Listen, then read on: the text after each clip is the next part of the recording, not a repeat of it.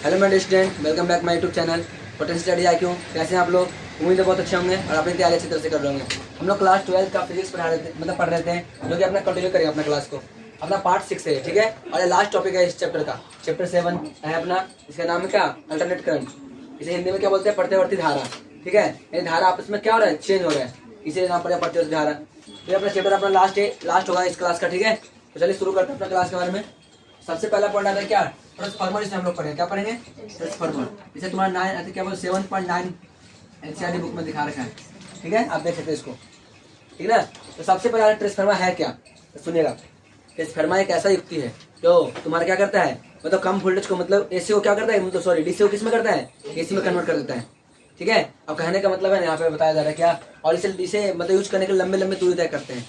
जैसे आप लोग देखे होंगे हर जगह मोबाइल क्या बोलते हैं, क्या मोबाइल चार्ज में भी तुम्हारा क्या होता है? ट्रांसफार्मर होता है। आप किसी खंबे में लगा होगा उसको भी देखेंगे ट्रांसफार्मर ही होता है, ठीक है। बहुत सारे ऐसे उपकरण होता है, टीवी देख लीजिए, टीवी में भी ट्रांसफार्मर होता है। समझ में क्या? वो क्या काम करता है उसके बारे में हम लोग जानेंगे आज, ठीक है। उसका बनावटी क्या है, उसका क्या कार्य है, कैसे वो बनता है, कैसे करंट सप्लाई करता है, सब लोग देखेंगे। इसमें इसका पोस्टमार्टम हो जाएगा, ठीक है। तो देखते हैं इसका पहला पॉइंट क्या बोला है। तो ट्रांसफार्मर यानी कि हम इसे इंग्लिश में क्या बोलते हैं, दोनों एक ही चीज है। इसे परिभाषा समझिएगा। एक ऐसा उपकरण मैंने मशीन होता है, क्या होता है? मशीन। तो एक ऐसा उपकरण जो प्रतिवर्ती धारा या वोल्टेज के मान को परिवर्तित करता रहता है। यानी सॉरी, मैंने DC बोला था ना, गलत है। मैंने AC को क्या करता है? आपस में ऐसे करता रहता है। समझ में आ गया चाची? परिवर्तित करता है वोल्टेज को या फिर धारा को। हम लोग को पता ही है V बराबर क्या होता है तुम्हारा? I के बराबर समानुपाती ना होता है, ठीक है। तो यही बता देगा यहाँ पे, एक ऐसा उपकरण जो प्रतिवर्ती धारा या वोल्टेज के मान में हमेशा परिवर्तित करता रहता है, उसे क्या बोलते हैं हम लोग? ट्रांसफार्मर कहते हैं। सिंपल से परिभाषा है, 2 नंबर में आया तो ऐसे लिख दीजिएगा ट्रांसफार्मर क्या है, ठीक है। देखो दोबारा पढ़ रहे, ऐसा उपकरण जो प्रतिवर्ती धारा या फिर प्रतिवर्ती वोल्टेज के मान को परिवर्तित करता रहता है, उसे क्या बोलते हैं? ट्रांसफार्मर कहते हैं। जैसे कैसे परिवर्तित करेगा, जैसे मान लीजिए डायग्राम में समझा देंगे थोड़ी देर में, ठीक है। आगे देखते हैं। हमें बोलो ट्रांसफार्मर अन्योन्य प्रेरण के सिद्धांत पे काम करता है, पूछेगा ऑब्जेक्टिव में। ट्रांसफार्मर किसके सिद्धांत पे काम करता है, तो बोलिएगा क्या? अन्योन्य प्रेरण, ठीक है। अन्योन्य प्रेरण के सिद्धांत पे कार्य करता है कौन? ट्रांसफार्मर। ऑब्जेक्टिव बहुत बार आता है, ठीक है। आप ये समझिएगा, जितना न्यूमेरिकल कराया, जितना मतलब कॉन्सेप्ट दिया ना पीछे वाला डेरिवेटिव, सबका ऑब्जेक्टिव बना हुआ है, ठीक है। पूछ रखा है 2022 से पूछा है जी, 2022 में। सोचो मैंने आपको बताया था क्या? VRMS बताया था क्या? IRMS और आखिर कोस 5 ये आया हुआ, बताइए। 2022 से पूछा है, सोच लो। तो याद करो तब ना होगा, समझो तब ना होगा। रट्टा मरवा रहा क्या? VRMS क्या होता है? अब RMS मतलब पता नहीं है क्या? बोलो नहीं पता। इसके अगर कोई फुल पूछ तो बता देना। V क्या होता है, I क्या, सब पता है। तो इसे बोलते हैं कॉन्सेप्ट सीखना। और जो ऑब्जेक्टिव रहता है ना सब, उसे बोलते हैं रट्टा मारना। रट्टा नहीं मारना। आगे देते हैं हम लोग, देखते हैं नेक्स्ट। ये तो तुम्हारा किस पे हो गया? नॉन प्रेरणा के सिद्धांत पर कार्य करता है। दूसरा पॉइंट क्या बोल रहा है? ट्रांसफार्मर सिर्फ AC के लिए काम करता है, वोल्टेज DC के लिए नहीं करता। आज समझ क्या? सिर्फ और सिर्फ AC के लिए काम करता है ट्रांसफार्मर, DC के लिए कभी नहीं कर सकता, ठीक है। चलिए यहाँ देखते हैं क्या है तुम्हारा ट्रांसफार्मर। कुछ क्या बोलते हैं, फोटो देख लीजिए कैसा होता है ट्रांसफार्मर। 3D में बनाते हैं, ठीक है। देखिए सामने, अब मैं ऐसे बोल दूं,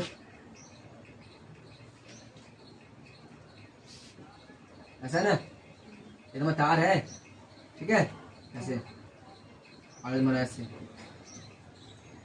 ये पतला पतला तार क्यों रहता है? ताकि इसमें भंवरधारा उत्पन्न ना होवे। भंवरधारा पढ़ा चुके हैं, ठीक है ना, ताकि गोल गोल भंवर न बन जाए। चलिए देखिए पहला पॉइंट क्या बोल रहे हैं। जो ये वाले इसे बोलते हैं पहली कुंडली, क्या बोलते हैं इसे? यानी प्राथमिक कुंडली। क्या बोलते हैं इसको? प्राथमिक कुंडली। प्राथमिक कुंडली मतलब प्राइमरी कुंडली, ठीक है। तो इसे प्राइमरी कुंडली किससे दर्शाते हैं, तो बोलेगा P से, मतलब P से। किससे दर्शाते हैं इसे? P से, ठीक है। इसे क्या बोलते हैं? द्वितीय कुंडली। इसे क्या बोलेंगे? सेकेंडरी कुंडली। इसे क्या देते हैं? S से। इसके साथ इससे हम लोग S से। क्यों? पहला अक्षर ऐसे, पहला अक्षर क्या यहाँ पे P है। अब यहाँ देखिए NP मैंने क्या होता है, तो N मैंने संख्या होता है, फेरों की संख्या। तो प्राइमरी कुंडली में फेरों की संख्या कितनी है, इसे बोलते हैं हम लोग क्या? NP। कोई डाउट आता है किसी को? ये क्या बोल रहा है? प्राथमिक कुंडली में फेरों की संख्या कितनी है? NP, यानी NP होगा, ठीक है। अब मैं बोलूंगा NS क्या है, तो द्वितीय कुंडली में फेरों की संख्या। N मैंने संख्या, S मैंने सेकेंडरी, और N मैंने संख्या, P मैंने प्राइमरी। अरे आ रहा समझ में क्या? ये जो ऊपर देखिए थोड़ा सा, ये दो वेरिएबल सिद्धांत काम करेगा नहीं? सिद्धांत वो किस पे काम करेगा, तो बोलिएगा इसमें, मतलब इसमें स्वयं प्रेरण का घटना को कार्य करता है। तो इसमें घटना होती है किसका, तो स्वयं प्रेरण की। और इसमें क्या होता है, तो अन्योन्य प्रेरण की। दिख रहा क्या? इसमें अन्योन्य प्रेरण की घटना होती है। और अन्योन्य प्रेरण में जो प्रतिरोध निकलता क्या निकलता था, बताइए? हमारा M। और इसमें क्या निकलता था? L। याद आ रहा है? अब देखिए ये दिख रहा है कोड, ये दिख रहा है ऐसा स्टार, इसे हम लोग क्या बोलते हैं, कोड बोलते हैं। तो कोड किस चीज का बना होता है, तो बोलिएगा नर्म लोहे की पतली कोड होती है, नर्म लोहे की बनी होती है। पूछेगा ट्रांसफार्मर के अंदर जो कोड बनता है ना वो किस चीज का बना होता है, तो बोलिए नर्म लोहे की। ठीक है, सब रिलेटेड रेडियो यहाँ पे देखते रहना। अब मैं क्या बोल रहा हूँ यहाँ पे देखिएगा, ये तुम्हारा एसी करंट से जोड़ दिया गया ऐसे, ये तुम्हारा पंडाल का नहीं है ऐसे तार इधर जोड़ दिया गया। ठीक है, मैं डायरेक्शन बता नहीं सकता, क्यों बता सकता जी, क्योंकि अल्टरनेट करंट है वो बार बार मैं चेंज करते रहेगा, इसलिए हम डायरेक्शन बताना कोई जरूरत नहीं है यहाँ पे। ये भी तुम्हारे का एसी है, लेकिन इसमें अगर मैं दूंगा कुछ करंट, इसे बोलते हैं इनपुट। इनपुट मैंने क्या लेना, तो क्या निवेश ही बोलते हैं, क्या बोलते हैं, जब निकलता है तो कुछ आउटपुट निकलता है। ठीक है, ऐसे मान लीजिए इधर रखिए, ऐसे मान लीजिए कैसा मशीन होता है, इधर डाला उधर से निकला, तो इधर इनपुट हुआ, जैसे क्या हो गया, आउटपुट हो गया। जैसे गूगल में करते ना, तुम्हारा नाम क्या है ऐसे बोलते हैं, या फिर ट्रांसफार्मर क्या है सर्च किया तो उधर से आएगा आंसर। तो इनपुट दिया तो आउटपुट आया। जैसा पेड़ रोपोगे वैसे ना फल आएगा जी। पेड़ रोपोगे बबूर का और सोचोगे आम का नाम मिल रहा है, आम मिलेगा जी, नहीं मिल सकता। तो सोचो पेड़ कौन सा रोप रहे हैं, हमारा दिमाग है खेती है। रोपोगे तुम्हारा क्रिमिनल वाला, बंदूक चलाने वाला, तो तुम पूछेगा भाई ये क्या चीज है, ये पूछेगा मैं क्या चाहिए तुम्हारा क्या है ये, तो क्या पता ये तो लग रहा है बंदूक है, एक बार से कर दो निशाना वाला, है ना। तो वो कंडीशन बन जाएगा यहाँ पे। आगे देखते हैं, इस समझ आती चीज क्या, कि तुम्हारा अपना कुछ बनावट है, इसे बोलते हैं हिंदी में निवेश, इसे क्या बोलते हैं निर्गत। आउटपुट बने निर्गत और इनपुट बने निवेश। अब इसके हम लोग क्या देखेंगे, तो बनावट देखेंगे, इसके बाद में कार्य देखेंगे क्या ऐसे कार्य है। ठीक है, तो हमारा स्लाइड फुल हो चुका है, आप स्क्रीनशॉट ले लीजिए, हम नेक्स्ट क्लास की ओर चलते हैं इसमें। ठीक है, मतलब नेक्स्ट स्लाइड की ओर स्क्रीनशॉट ले सकते तब तक के लिए ले लीजिएगा और डाउन कर पूछ लीजिएगा। ठीक है, कोई दिक्कत। हेलो माय डियर स्टूडेंट, चलिए हम लोग क्लास कंटिन्यू करते हैं अपना, और हम लोग इसके सिद्धांत के बारे में जानेंगे क्या इसका सिद्धांत है। तो ठीक है, तो देखते हैं। सबसे पहले हम लोग क्या देखेंगे, तो ट्रांसफार्मर का सिद्धांत क्या होता है, यानी प्रिंसिपल ऑफ ट्रांसफॉर्मेंट। प्रिंसिपल माने वो स्कूल वाला प्रिंसिपल की बात नहीं हो रही, ठीक है, प्रिंसिपल में सिद्धांत होता है, ठीक ना। तो देखिए यहाँ सामने सब कुछ ट्रांसफार्मर अन्योन्य प्रेरण, देखो बोला सिद्धांत किस पे डिपेंड कर रहा है, तो बोलेगा ट्रांसफार्मर अन्योन्य प्रेरण के सिद्धांत पर कार्य करता है जब प्राथमिक कुंडली मैंने कौन सा ये वाला कुंडली, सबको ध्यान समझिए, पेपर में आया तो आराम से लिख सकते हो, रटने का कोई चीज नहीं बना कर लिख सकते हो। ठीक है, देखिए दोबारा पढ़ रहा हूँ, ट्रांसफार्मर इसे इंग्लिश में लिखा, कोई दिक्कत नहीं, हिंदी में लिख चुका हूँ। ठीक है, ट्रांसफार्मर अन्योन्य प्रेरण के सिद्धांत पर कार्य करता है जब, ये तो हो गया यहाँ तक पॉइंट, ये तो हो गया। पुष्का देखना, जब प्राथमिक कुंडली में प्रतिवर्तित वोल्टेज या धारा लगाई जाती है तो धारा में परिवर्तन के कारण प्राथमिक कुंडली में जो चुंबकीय फ्लक्स उत्पन्न होगा वह परिवर्तन होती है। सुनिएगा क्या मतलब, जब से करंट फॉलो करवाएंगे तो करंट फॉलो करने तो गति करेगा, और गति करने का चुंबकीय फ्लक्स उत्पन्न होगा, और चुंबकीय फ्लक्स इसमें जो उत्पन्न होगा ना उसके बाद इसमें जाएगा। ठीक है, देखिएगा यहाँ पे मैं को बोलना थोड़ा सूरज, ये क्या बोल रहे हैं, कहाँ पढ़े थे हम लोग,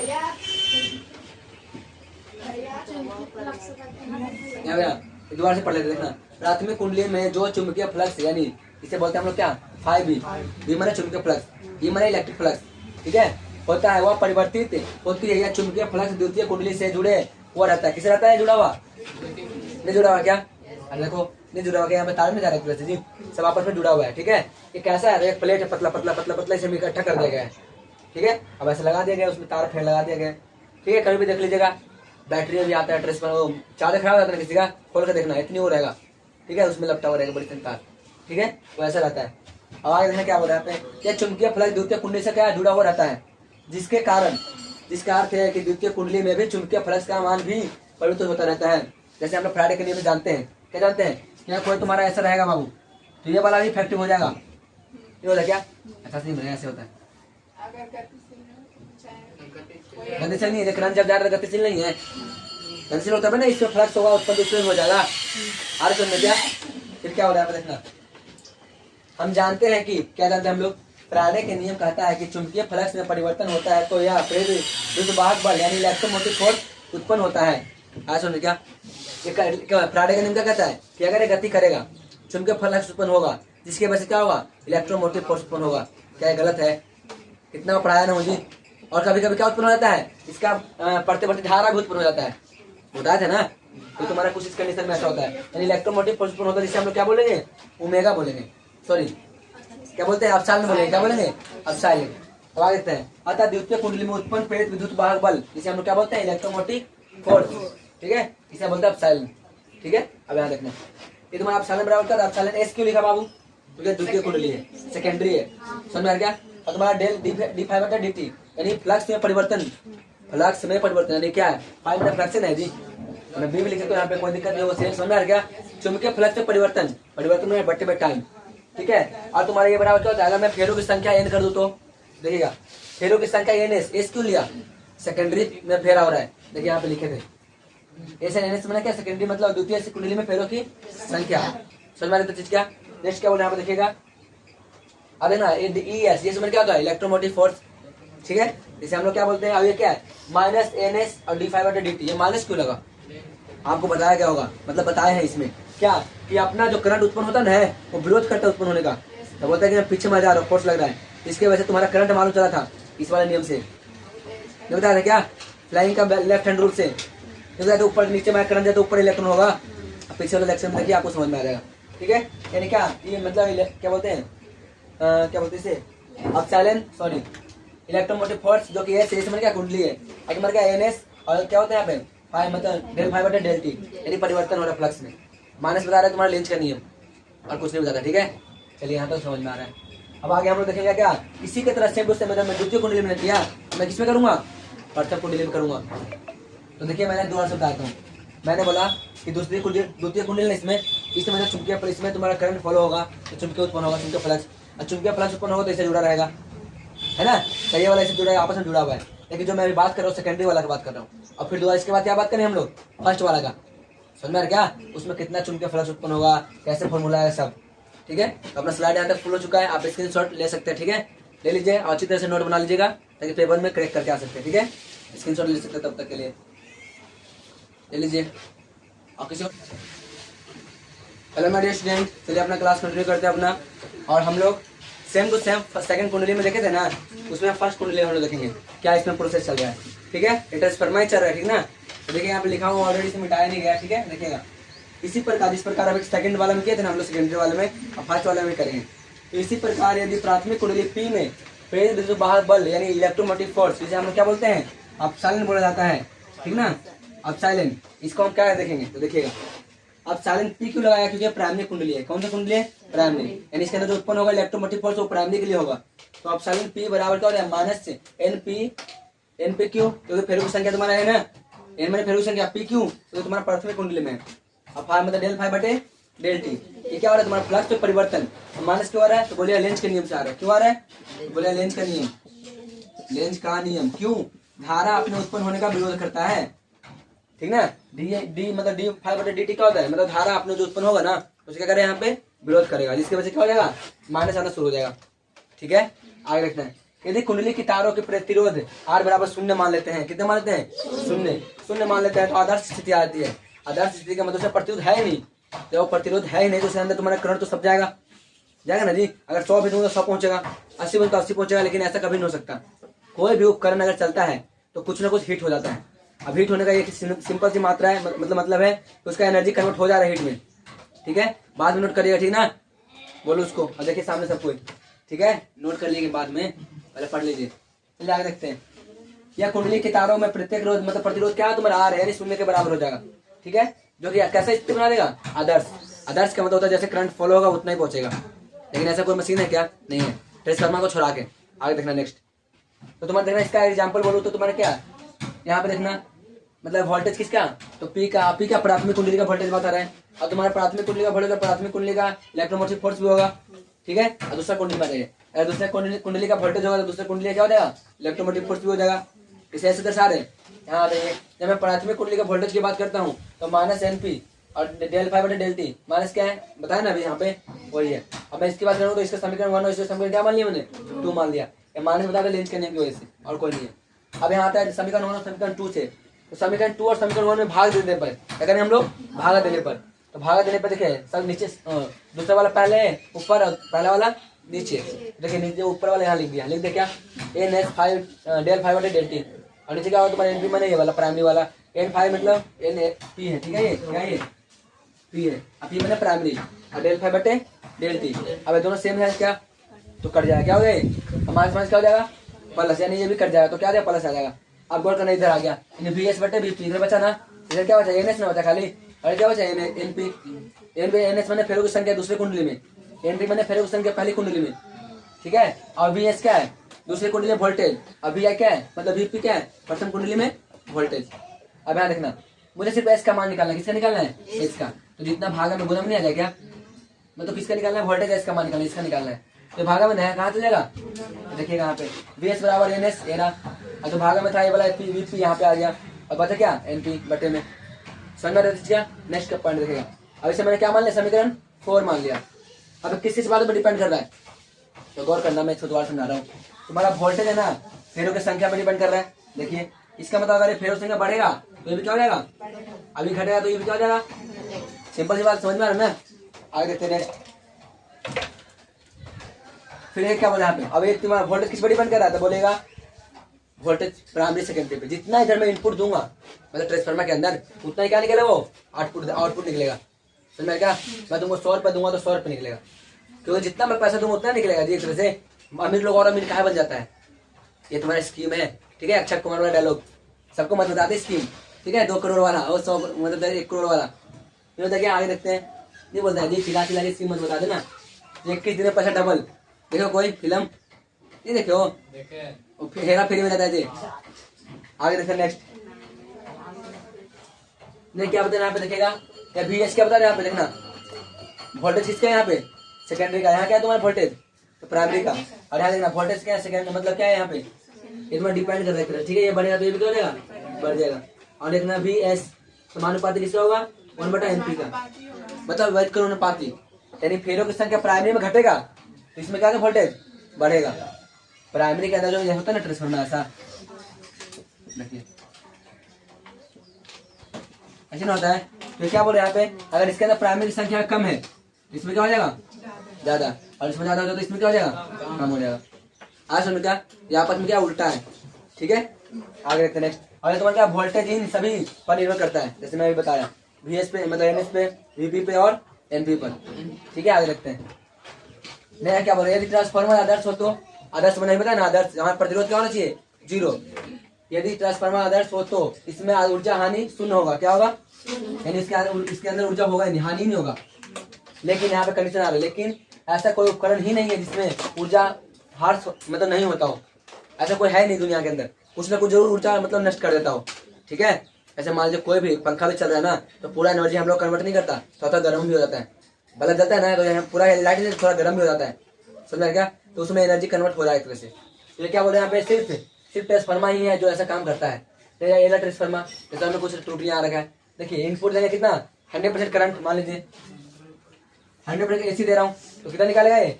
95% निकालेगा। यानी 5% ये भी खा जा रहा है। 100 दे रहा है क्या? नहीं दे रहा, यानी ये फिर भी सही है इसके लिए। और ऐसा कोई है नहीं जो तुम सेम टू सेम दे दे, तो थोड़ा सा तो एनर्जी खत्म होगा ही, है ना? वहाँ पे गर्मी होता है, कभी देखिएगा वहाँ पे जाके ट्रांसफार्मर के पास तो चिंगारी टाइप का वो आवाज निकलती है। वो आवाज किस में कन्वर्ट हो जाता है? मतलब एनर्जी किस में कन्वर्ट होता है? आवाजों में कन्वर्ट हो जाती है। अरे यार क्या? क्योंकि संचय का नियम क्या कहता है कि ऊर्जा कभी नष्ट नहीं हो सकता। ये नहीं बोलता है तो कुछ में ऊर्जा कन्वर्ट हो रहा है, गर्मी में हो रहा है, चाहे तुम्हें लाइट रहता है चिंगारी रूप में हो रहा है, ऐसे होता ना है, तो उस कंडीशन में होता है। आगे देखते हैं। अब देखिए आता जितने इनपुट मैंने कहा इनपुट बराबर क्या हो जाएगा? आउटपुट लगभग हो जाएगा ना? क्या देखना, यानी निवेशित शक्ति बराबर क्या होता है? निर्गत शक्ति, यानी पी बराबर वी आई होता है। अरे भी क्या पी बराबर वी होता है, यानी पी किसका? तो भी किसका? तो प्राइमरी सेकेंडरी प्राइमरी वाला का। आई भी किसका? प्राइमरी वाला का ही होगा, इसका ही होगा ना। और यहाँ पे पी की बात करें तो क्या होगा? पी मैंने पावर, तो सेकेंडरी वाला का दिखाई दे रहा क्या? वोल्टेज। और आई भी क्या है? सेकेंडरी वाला का। इस कंडीशन में दोनों पावर क्या हो जाएगा? आपस में बराबर हो जाएगा। और तुम्हारा जब पावर बराबर देने वाला पार्ट भी क्या हो जाएगा? आपस में बराबर हो जाएगा। अच्छा देखो करंट है ना, करंट तो करंट वाला करंट के पास आ गया। देखिए यहाँ पे करंट वाला क्या है? करंट के पास आई पी क्या है? प्राथमिक कुंडली में करंट। आई एस क्या है? सेकेंडरी कुंडली में करंट। समझ में आ रहा क्या? अब यहाँ देखना वी एस क्या है? तो सेकेंडरी वोल्टेज में करंट, मतलब सेकेंडरी कुंडली में वोल्टेज, ठीक है? और तुम्हारा क्या है? वीपी क्या है? प्राथमिक कुंडली में क्या है तुम्हारा? वोल्टेज। तो समीकरण क्या हो गया? 5। अब आगे देखते हैं। अब मैं समीकरण 3 और 5 क्या करूंगा? आपस में मेरा बराबर करूंगा। क्या करूंगा? ऐसे समतुल्य करूंगा। कोई डाउट आता किसी को? आप स्क्रीन शॉट ले सकते तब तक के लिए, ठीक है? और मैं इसे आगे की ओर चलते, ठीक ना? तो मैं इसे मिटा रहा हूँ, ठीक है? देख लीजिएगा।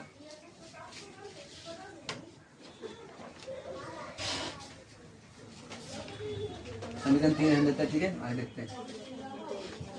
अब देखिए मैं क्या बता रहा हूँ, मैं बता रहा हूँ समीकरण 3 और समीकरण 5 को समतुल्य करने पर, ठीक है? देखना लिखता हूँ समीकरण 3 तथा समीकरण 5 को तुलना करने पर, ठीक है। देखिएगा सामने, ये भी तुम्हारा वी एस बटे आई पी का मान है ना। देखिएगा हमारा वी एस बटे वी पी का मान है, और ये भी क्या उधर वाला बताना, वी एस बटे वी पी, दोनों बराबर होना चाहिए कि नहीं होना चाहिए, तो कर दीजिए बराबर। इसका मान कितना है बताना, एन एस, क्या है तुम्हारा एन एस बटे एन पी, और इसका मान कितना आ गया उधर वाला का, आई पी बटे आई एस, ठीक है। यहाँ देखिए गौर से, और सब आपस में बराबर हो गया ना। देखिए यहाँ पे अभी मैं क्या बता रहा हूँ, अब यहाँ पे मैं क्या लिखूंगा, एन एस भी हो गया, और ये आपस में सभी बराबर हो सकता है ना, तो इसके लिए समझूंगा वी एस बटे वी पी बराबर क्या तुम्हारा एन एस बटे एन पी, और ये बराबर किसका है, आई पी बटे आई एस। ये समझ में आ गया चीज, ये पूरा का पूरा क्या हो जाएगा, करंट मतलब बराबर हो जाएगा आपस में। हम लोग नेक्स्ट देखते हैं, अभी होगा क्या, ट्रांसफार्मर में धारा का मान क्या होगा, ट्रांसफार्मर में सेकंड कुंडली में धारा का मान कितना होगा, सबको यहाँ पे देखिएगा। द्वितीय, पहले समझ लीजिए, द्वितीय कुंडली में क्या था, आई एस का मान, तो देखिएगा आप लोग सामने देखिएगा दोबारा से मैं क्या बोल रहा हूँ, देखिएगा मुझे आई एस का मान चाहिए, किसका, तो सेकेंडरी के लिए ना करंट चाहिए, सेकेंडरी वाले में कितना मतलब करंट फ्लो हो रहा है वो देखना है हम लोग को। देखते हैं क्या होता है यहाँ पे, तो आई एस इक्वल टू क्या यहाँ से निकलेगा समीकरण से, ठीक है। देखना ये इधर जाएगा और इधर आएगा, ठीक है, आई पी और इंटू में आई एन पी बटे क्या हो जाए तुम्हारा एन एस, ये तुम्हारा हो जाए क्या, आई का मान, ठीक है, सेकेंडरी कुंडली में। मैं बोल रहा हूँ आई किस पे निर्भर करेगा, निर्भर किस पे करता है, देखिए निर्भर किस पे करेगा ये, ठीक है। तो आई एस समानुपाती होगा किसका, तो आई पी का, इसका मतलब ये होगा कि फेरो है, मतलब सही है ना, आई पी सही है, यानी कि अगर करंट इससे प्राथमिक कुंडली में ज्यादा बढ़ेगा तो सेकेंडरी में क्या हो जाएगा ज्यादा, अगर प्राथमिक कम हो जाएगा दूसरा में भी क्या हो जाएगा कम हो जाएगा। समझ रहे इसका दूसरा पॉइंट क्या बता रहे हैं, आई एस किस पे डिपेंड कर रहा होगा, तो समानुपाती किसका, एन पी पर, यानी प्राथमिक कुंडली में फेरों की संख्या पे डिपेंड कर रहा है कौन, तो द्वितीय कुंडली का करंट, ठीक है। यानी ये बढ़ेगा तो क्या होगा, ये भी बढ़ेगा, और ये भी घटेगा तो ये भी क्या हो जाएगा घट जाएगा। इसका कंडीशन देखिएगा, आई एस मतलब वैध अनुपात है किसका, तो आई मतलब एन एस का, मतलब क्या बोलते हैं सेकेंडरी कुंडली में फेरों की संख्या कम होगा तो ये क्या हो जाएगा ज्यादा, ये ज्यादा होगा, लेकिन ये कम होगा तो ये क्या हो जाएगा, मतलब कम तो ये ज्यादा, और ये कम तो ये क्या हो जाएगा फिर ज्यादा। अगर ज्यादा हो जाएगा तो तुम्हारा करंट क्या हो जाएगा कम, ठीक है। ये क्या बोल रहा है, सेकेंडरी में अगर मैं फेरों की संख्या बढ़ा देता हूँ तो करंट जो कितना होगा वो कम हो जाएगा, लेकिन अगर मैं घटा दूंगा तो क्या हो जाएगा करंट ज्यादा हो जाएगा। ये कब की बात हो रही है, तो सेकेंडरी वाले कुंडली की, ठीक है। तो यहाँ तक अपना हो गया है, और अपना स्क्रीनशॉट लीजिए, हम नेक्स्ट टॉपिक पर चलते हैं, ठीक है। वीडियो कैसा लगा बताइएगा, अगर वीडियो अच्छा लगे तो लाइक कर दीजिएगा, शेयर कर दीजिएगा, सब्सक्राइब जरूर करिएगा, ठीक है। मिलते हैं नेक्स्ट क्लास की ओर, आप स्क्रीनशॉट ले सकते हैं तब तक के लिए। ओके माय डियर स्टूडेंट, चलिए अपना क्लास कंटिन्यू करेंगे, और हम लोग पढ़ रहे थे क्या, ट्रांसफार्मर, ठीक है। इसमें हम नेक्स्ट पॉइंट क्या आया, इसमें उच्चीय ट्रांसफार्मर क्या होता है, इसके बाद क्या पढ़ेंगे, अपचय ट्रांसफार्मर क्या होता है, ठीक है। तो देखिएगा यहाँ पे सबसे पहले मैं क्या हो रहा हूँ, ऊंचाई ट्रांसफार्मर, इसे क्या कहते हैं, इसे परिभाषा देखिएगा, निम्न वोल्टेज को उच्च वोल्टेज में परिवर्तन कर देता है, उसे हम लोग क्या बोलते हैं, ऊंचाई ट्रांसफार्मर कहते हैं। मतलब नीचे वाला वोल्टेज को हाई कर दे, समझा क्या, नीचे वाला वोल्टेज कम मतलब कम वोल्टेज आ रहा है उसको हाई कर देगा, उसको हम लोग क्या बोलेंगे, ऊंचाई ट्रांसफार्मर बोलेंगे। ये कहाँ लग रहता है ज्यादातर, तो आप बोलिएगा इसका क्या स्प्लाइजर में लग रहता है। देखो जी कम वोल्टेज रहता है ना घरों में तो नहीं करता, जिसके पास स्प्लाइजर होता है क्या करता है, वो बहुत तेज करता है, ऐसे ऐसे घुसाते तो बहुत वोल्टेज आ जाता है, इन्हें वोल्टामीटर से बोल सकते हैं हम लोग, ठीक है। चलिए आगे देखते हैं, देखो दोबारा पढ़ता हूँ इसको समझिएगा। निम्न वोल्टेज को उच्च वोल्टेज में परिवर्तन कर सके उसे हम लोग क्या बोलते हैं, ऊंचाई ट्रांसफार्मर कहते हैं। समझ में आ गया था चीज क्या, एग्जाम्पल के लिए इसमें क्या होगा, यानी हमेशा प्राथमिक कुंडली का वोल्टेज छोटा होना चाहिए किससे, तो सेकेंडरी कुंडली के वोल्टेज से। समझ में आ गया था चीज, यानी क्या मतलब ये वाला जो सेकेंडरी वाला हमेशा बड़ा होगा किससे, तो पहला वाला से, ये भी याद रखिएगा हमेशा, ये बड़ा ऑब्जेक्टिव वही से बनाएगा और कुछ नहीं बनाएगा। आगे देखते हैं नेक्स्ट क्या, जैसे में क्या बोल सकते हैं हम लोग, वोल्टेज बढ़ने के लिए स्प्लाइजर का प्रयोग करते हैं ना, तो निम्न रहता है तो हाई हो जाता है ना, उसका एक एग्जाम्पल है, ठीक है। आगे देखते हैं नेक्स्ट पॉइंट। अतः द्वितीय कुंडली इसे एस बोलते हैं हम ना, अतः द्वितीय कुंडली में फेरों की संख्या एन एस, प्राथमिक कुंडली में फेरों की संख्या एन पी से क्या होगा अधिक होगा, क्योंकि यही तुम्हारा अधिक होगा तो वहां भी तो क्या अधिक ना होगा जी। देखिए दोबारा से देखते हैं क्या बोले इसने, मैंने बोला यहाँ तो तुम्हारा वोल्टेज कम है लेकिन फेरों की संख्या यहाँ क्या होना चाहिए, अधिक होना चाहिए। देखिए क्या बोला यहाँ पे, द्वितीय कुंडली में फेरों की संख्या एन एस, प्राथमिक कुंडली में फेरों की संख्या एनपी से क्या होना चाहिए, अधिक होना चाहिए। तो अधिक कौन होगा, तो सेकेंडरी वाला यानी द्वितीय वाला। ठीक है, आगे देखते हैं। यानी एनएस बड़ा होना चाहिए किससे, एनपी से। एनएस क्या है, तो इसमें तुम्हारा एनएस वाला जो यहाँ फेरों की संख्या है ना यहाँ पे, और क्या होना चाहिए, तो पतली तारों की अधिक संख्या होना चाहिए, पतला तार होना चाहिए, और फेरा क्या होना चाहिए, ज्यादा से ज्यादा होना चाहिए। इसमें आ जाइए, ये क्या हो रहा है, यानी एनपी में मोटे तारों की कम संख्या होना चाहिए। समझ में आ रहा है क्या, मोटे तार की इसमें क्या होना चाहिए, कम होना चाहिए, इसमें पतले तार की ज्यादा होनी चाहिए, तब जाके ऐसा होने वाला है। ठीक है, फिर क्या बोला यहाँ पे देखिए, नोट पॉइंट में क्या बोल रहे हैं यहाँ पे, ऊंचाई ट्रांसफार्मर में धारा का मान घट जाता है। तो पूछेगा किस ट्रांसफार्मर में धारा का मान घटता है, तो बोलेगा ऊंचाई ट्रांसफार्मर में धारा का मान क्या होता है, घट जाता है। समझ क्या, तो डाउट यहाँ तक। अब आगे चलते हैं नेक्स्ट। अब हम लोग क्या पढ़ेंगे, अपचाई ट्रांसफार्मर। अपचाई ट्रांसफार्मर क्या होता है, ठीक है, देखते हैं। एक ऐसा ट्रांसफार्मर जो उच्च वोल्टता को निम्न वोल्टता में परिवर्तन कर दे, उसे क्या बोलते हैं, ट्रांसफार्मर। मतलब ऊंचाई अपचाई ट्रांसफार्मर कहते हैं। मतलब हाई वोल्टेज है लेकिन क्या करता है, उसको लो कर देगा। देखिए दोबारा से, उच्च वोल्टेज को किस में चेंज करना है, तो बोलेगा निम्न वोल्टेज में, यानी ज्यादा था तो कम कर दिया, उसको हम लोग क्या बोलेंगे, अपचाई। आप इसे याद कर सकते हैं, अपचाई अभिक्रिया द्वारा। ठीक है, अपचाई अभिक्रिया होता है ना, तो वैसे याद कर सकते हैं इसको, कि एक ऐसा ट्रांसफार्मर जो उच्च वोल्टता को निम्न वोल्टता में परिवर्तन कर देता है, उसे अपचाई ट्रांसफार्मर कहते हैं। एग्जाम्पल के लिए देखिएगा, या मतलब इसमें देखिएगा क्या बोल रहा है यहाँ पे, ऐसा कौन सा है एग्जाम्पल के लिए जो हाई क्वालिटी को निम्न कर दे, इसे वो कम बेसी करता है, वही है। ठीक है, आप इसे याद कर लीजिएगा। फिर क्या हो रहा है हमें, यह निम्न धारा को उच्च धारा में परिवर्तन करता है। क्या करता है, निम्न धारा को करता है। अगर निम्न वोल्टेज था, ये निम्न धारा है, समझ में आ रहा क्या, मतलब करंट निम्न है, इससे वोल्टेज का करंट ज्यादा कर देगा। ठीक है, यह निम्न धारा को उच्च धारा में परिवर्तन करता है, यानी वीएस मतलब वोल्टेज ऑफ सेकेंडरी वाला के ट्रांसफार्मर का। और गुने क्या हो जाएगा तुम्हारा, बराबर एनएस इंटू एनपी, मतलब आईपी बटे एनपी। ठीक है, एनएस क्या है, फेरों की संख्या दूसरे कुंडली में, आईपी क्या है, क्या बोलते हैं, करंट बहने वाला प्राथमिक कुंडली में, और तुम्हारा एनपी क्या है, तो फेरों की संख्या प्राथमिक कुंडली के अंदर। किसके बराबर होगा, तो वोल्टेज ऑफ मतलब सेकेंडरी वाला का। ठीक है, फिर क्या देखिए किस पर निर्भर करता है, निर्भर देखिएगा, तुम्हारा वोल्टेज किस पे डिपेंड करेगा, सेकेंडरी वाला का वोल्टेज किस पे डिपेंड करेगा, नंबर ऑफ फेरों की संख्या किससे, सेकेंडरी वाला का ही होना चाहिए। ठीक है, मतलब वोल्टेज ऑफ सेकेंडरी किसका किस पे डिपेंड करेगा, तो जितना करंट बहेगा ना प्राथमिक कुंडली के अंदर, वो तुम्हारे इसमें भी बहेगा। अगर ये बढ़ेगा मतलब ये भी बढ़ेगा, तो ये भी बढ़ेगा, तो ये भी क्या हो जाएगा, बढ़ जाएगा। ये घटेगा तो क्या हो जाएगा, ये भी बढ़ जाएगा। लेकिन वोल्टेज क्या बोलते हैं, डिपेंड किस पे कर रहा है, पूरी, तो बोलना फेरों की संख्या किस पर, तो प्राथमिक कुंडली पर। अगर वो ज्यादा होगा तो ये क्या हो जाएगा, कम हो जाएगा। अगर कम हो जाए तो क्या हो जाएगी, ज्यादा। अगर ये कम है बाबू, ये हो जाएगा ज्यादा, और ये ज्यादा है तो ये कम है तो क्या हो जाएगा, ज्यादा हो जाएगा। कुछ ऐसा कंडीशन है। इसका मतलब क्या हुआ, अर्थात तुम्हारा एनपी माने क्या होता है, प्राथमिक कुंडली में फेरों की संख्या बड़ा होना चाहिए किससे, सेकेंडरी कुंडली में फेरों की संख्या से। ठीक है, अब आता है प्राथमिक कुंडली में फेरों की संख्या द्वितीय कुंडली से फेरों की संख्या से क्या होना चाहिए, अधिक होना चाहिए, जो कि यहाँ पे दिखा रखा है ऐसी फॉर्म में। समझ में आता चीज क्या। अब इसका हम लोग रेशियो पढ़ेंगे, अनुपात, ट्रांसफार्मर कैसे अनुपात होगा। ठीक है, तो यहाँ तक वीडियो कैसा लगा, आप स्क्रीनशॉट लीजिए, जैसा भी लगा वो बताइएगा। तब तक मिलते हैं नेक्स्ट स्लाइड की ओर। ठीक है, ओके माय डियर स्टूडेंट, चलिए अपना क्लास कंटिन्यू करेंगे अपना, और हम लोग लास्ट टॉपिक पे आ चुके हैं। ठीक है, और इसके बाद अपना चैप्टर खत्म हो जाएगा एक तरह से, मतलब एंड हो जाएगा, खत्म नहीं हो जाएगा, मतलब खत्म समाप्त हो जाएगा।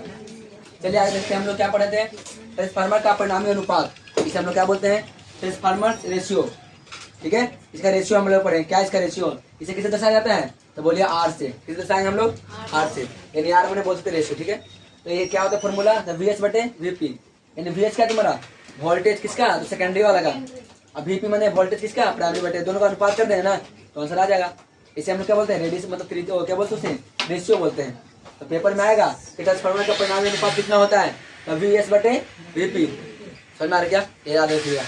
यदि हम परिणामिक अनुपात ज्ञात करें तो क्या बोला पे, परिणामन अनुपात ज्ञात करें तो क्या होगा, तो इस कंडीशन में तुम्हारा क्या होगा, कि दो प्रकार के ट्रांसफार्मर में होता है। कितने प्रकार होता है, दो। पहला तुम्हारा ऊंचाई और दूसरा अपचाई। ठीक है, तो उपचाई ट्रांसफार्मर के लिए क्या होता है, तो वीएस है ना बड़ा होना चाहिए किससे, वीपी से, यानी ये वाला वोल्टेज होगा ना सेकेंडरी वाला बड़ा होना चाहिए किससे, प्रथम वाला से। अतः आर बराबर क्या होगा, एक से बड़ा हो जाएगा आर बराबर। ठीक है, तो पूछेगा आर बराबर एक से बड़ा क्या होता है आर, तो बोलेगा इस कंडीशन में होता है। समझ में क्या। दूसरा क्या बोला यहाँ पे, अपचाई ट्रांसफार्मर।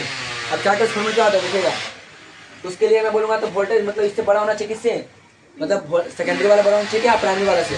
लेकिन यहाँ पे क्या होना चाहिए, आर से क्या होना चाहिए, मतलब एक से छोटा हुआ क्या, आर का मान। तो हम लोग क्या बोलेंगे, तो बोले आप चाहे ट्रांसफार्मर। समझा तो क्या, आगे देखते नेक्स्ट। मतलब इसका अनुपात का, इस मतलब इससे इस ट्रांसफार्मर का अनुपात और इस ट्रांसफार्मर का अनुपात। जब बोलेगा तुम्हारा ऊंचाई तो बोलना 1 से बड़ा होगा, अब चाहे मैंने 1 से छोटा होगा। ठीक है, आगे देखते हैं। और ट्रांसफार्मर की क्षमता क्या होती है, जिसे हम लोग दस्ता बोलते हैं। क्या बोलते हैं? दस्ता। इसे दर्शाते किससे? ईटा से। इसे क्या बोलते हैं? ईटा। क्या बोलेंगे इसको? ईटा बोलेंगे। याद करिए इसको, ईटा बोलते हैं। ईटा बोलेंगे, ईट मत बोलिएगा। ठीक है, ईटा बोलेंगे। यानी ईटा बराबर क्या होता है? निर्गत शक्ति, यानी कि आउटपुट क्या? पावर बटे किसका? इनपुट पावर का। जब वो रेशियो लेंगे तो क्या मैं कहलाऊंगा? ये ट्रांसफार्मर का क्षमता कहलाएगा। तो ट्रांसफार्मर का क्षमता यही है तुम्हारा बाबू। पेपर में आएगा तो क्या होगा? बोलना आउटपुट बटे इनपुट, मतलब देंगे और फिर लेंगे, यानी निर्गत होना निकलना, फिर बट्टे में क्या कर देंगे? मतलब निवेशित जो डाल रहे उसके अंदर। ठीक है, इसका फॉर्मूला क्या होता है? ये याद रखिएगा, इन बराबर, सॉरी यहाँ पे ईटा बराबर। ठीक है, अब यहाँ देखते हैं। और ट्रांसफार्मर की क्षमता कितना होता है?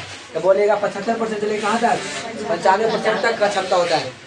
ठीक है, इसके अंदर आगे देखते क्या बोला जा रहा है। ट्रांसफार्मर में ऊर्जा हार्स कारण, देखिएगा ट्रांसफार्मर के अंदर कुछ ऊर्जा हार्स होता है। हार्स होने क्या होता है? कमियां हो जाता है कुछ ना कुछ।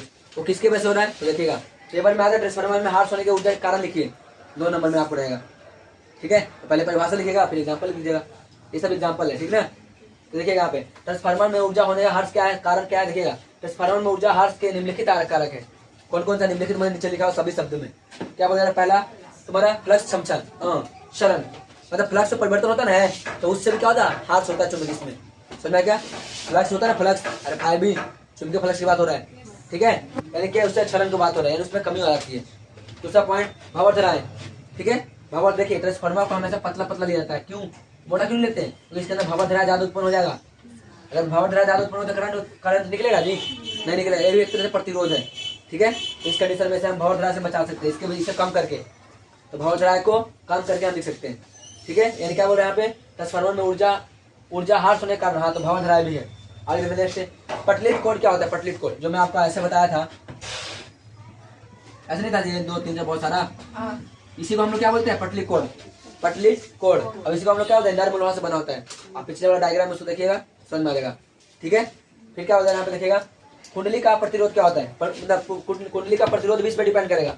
क्यों? हमें पता है इधर वाला तुम्हारा क्या होता है? स्व प्रेरक, और उधर वाला क्या होता है? अनोन प्रेरक। बोला ना जी, इधर वाला जो कुंडली होता है, इधर में जो होता है ऐसे लगा रहता है, फेरे में नहीं लगा रहता क्या?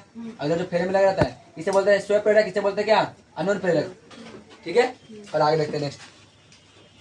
अब देखना, आदर्श तारों के लिए क्या बोला? आदर्श से तांबे के मोटे तार के प्रयोग करके कम कर सकते हैं। यानी कि आदर्श मैंने शुरू बता रहे थे, प्रतिरोध क्या होना चाहिए? 0। तो वैसा तार का प्रयोग करके हम ट्रांसफार्मर को बना सकते हैं। ठीक है, और यहाँ पे आता है नेक्स्ट पॉइंट, ये क्या है? दूसरा इसी का पार्ट लगता है। सैथिलिक हार्स, नहीं दूसरा पॉइंट देखिएगा, क्या सैथिलिक हार्स क्या होता है? तो गौर करिएगा, इसमें पटलित कोड को नर्म लोहे की बराबर कर सकते हैं, उसे क्या बोलते हैं? पटलित हार्स। कहने का मतलब नर्म लोहा दिख रहा है इसका, ये किसके बराबर होना चाहिए? तो बोलेगा क्या? बताओ क्या होता है? नर्म लोहे के बराबर होना चाहिए, क्योंकि उससे बना रहता है, इसलिए हम लोग क्या बोलेंगे? तो सैथिलिक हार्स बोलेंगे, यानी उसमें भी कमी आ रहा है। ठीक है, नेक्स्ट पॉइंट में देखिएगा, अब ट्रांसफार्मर इतना पढ़ लीजिए, प्रयोग कहाँ कहाँ होता है? आप कहाँ कहाँ देखें बताइए? तो गलियों में हर जगह देखते हैं ना जी, बताओ, मतलब कहीं कहीं जहाँ पे बिजली सप्लाई होता है, चाहे पावर हाउस जहाँ पे बहुत सारा पावर होता है, सप्लाई होता है, वहाँ पे बहुत सारा ट्रांसफार्मर होता है, ये लिखा रहता है क्या? तो बहुत सारे खंभा पे आप देखिएगा, बहुत सारे ट्रांसफार्मर में देखिएगा, और कहाँ देखिएगा? तो क्या बोलते हैं यहाँ पे देखिए, टीवी में देखिएगा, है ना, मोबाइल चार्जर में देखिएगा, बहुत जगह क्या ट्रांसफार्मर होता है, बड़े बड़े मशीन होता है उसमें ट्रांसफार्मर होता है, बड़े बड़े गाना वाला जो बॉक्स सब होता है ना, जो मशीन में डीजे बजाता है उसमें ट्रांसफार्मर होता है। तो ट्रांसफार्मर का प्रयोग सभी जगह होता है। अब ये तुम्हारा एसी के अंदर ही होता है, एसी परिपथ के अंदर, मतलब एसी करंट के अंदर ही होता है, डीसी में नहीं हो सकता। ठीक है, तो पूछ सकते हैं यहाँ पे व्यक्ति कि ट्रांसफार्मर का प्रयोग कहाँ नहीं होता है? तो बोला डीसी करंट के अंदर। ठीक है, तो अपना आज का वीडियो यहीं रहेगा और एक चैप्टर अपना समाप्त हो चुका है। ठीक है, और वीडियो कैसा लगा बताइएगा, अगर वीडियो अच्छा लग रहा है तो लाइक कर दीजिएगा, शेयर कर दीजिएगा, सब्सक्राइब कर दीजिएगा। ठीक है, फिर मिलते हैं नेक्स्ट क्लास में नेक्स्ट टॉपिक के साथ, न्यू चैप्टर के साथ मिलेंगे। ठीक है, तब तक के लिए बाय। आप उतार सकते हैं, स्क्रीनशॉट ले सकते हैं, अगर किसी को डाउट है तो पूछ भी सकते हैं। ठीक है।